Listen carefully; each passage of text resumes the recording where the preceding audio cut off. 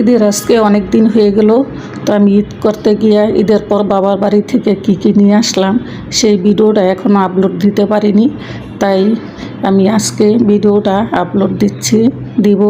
তো দেখুন আমি বাড়ির থেকে কি নিয়ে আসছি। এই যে গাছ পাকা আম, এগুলি আমাদের গাছের আম, কেমিক্যাল মুক্ত, কোনো কেমিক্যাল নাই, গাছ থেকে নিজে হাতে পেরে নিয়ে আসছি। আর এই যে এখন বের করছি, এগুলি হচ্ছে আমাদের গাছের কাঁঠালগুলো অনেক মিষ্টি খেতে। তা আমি কাঁচা কাঁঠাল কেটে নিয়ে আসছি, এগুলি একদিন ঘরে থাকলে পেকে যাবে। তো এখন বের করছি, দেখুন চুলকানির ওষুধ, এগুলি হচ্ছে কচু পাতা সহ কিছু কচু নিয়ে আসছি। আমার সাহেব কচুর ডাল খেতে খুব পছন্দ করে, কচু দিয়ে ডাল খাবে।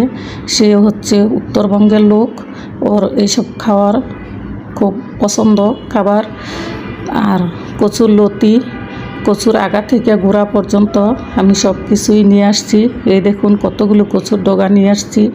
আমাদের ঘরে আমরা সবাই কচু শাকটা খেতে খুব পছন্দ করি। আর এই যে আমার হাতে দেখছেন, এগুলি হচ্ছে ট্যাং ফল, আমার বোনের বাড়ির থেকে নিয়ে আসছিল। আমি আবার কয়েকটা নিয়ে আসছি শরবত বানিয়ে খাওয়ার জন্য। আর এদিকে হচ্ছে আমাদের গাছ থেকে অনেকগুলো তাল পারছে তালের আশারি খাওয়ার জন্য।